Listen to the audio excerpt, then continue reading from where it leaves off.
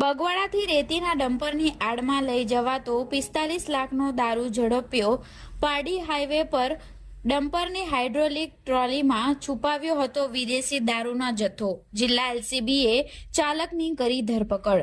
વલસાડ જિલ્લામાં પ્રોહિબિશનની પ્રવૃત્તિઓને નાબૂદ કરવાની ઝુંબેશ અંતર્ગત વલસાડ એલસીબીની ટીમે પારડીના બગવાડા ટોલનાકા પાસે બાતમીના આધારે વોચ ગોઠવીને રેતી ભરેલી હાઈવા ડમ્પરની નીચે છુપાવેલો લાખોનો વિદેશી દારૂ ઝડપી પાડ્યો છે।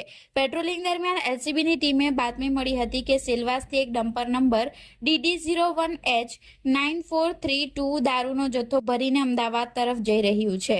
પોલીસે બગવાડા ટોલનાકા પાસે શંકાસ્પદ ડમ્પરને અટકાવી તપાસ કરતા ઉપરના ભાગે રેતી ભરેલી જોવા મળી હતી। જો કે હાઇડ્રોલિક ટ્રોલી ખાલી કરાવતા રેતી નીચે સંતાડેલા ભારતીય બનાવટના વિદેશી દારૂ અને બિયરના કુલ 469 બોક્સ મળી આવ્યા હતા।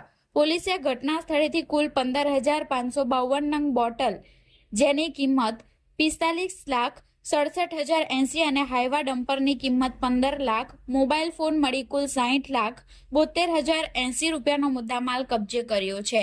ડમ્પર ચાલક શુભલાલ મોતીલાલ સાહુની ધરપકડ કરવામાં આવી છે।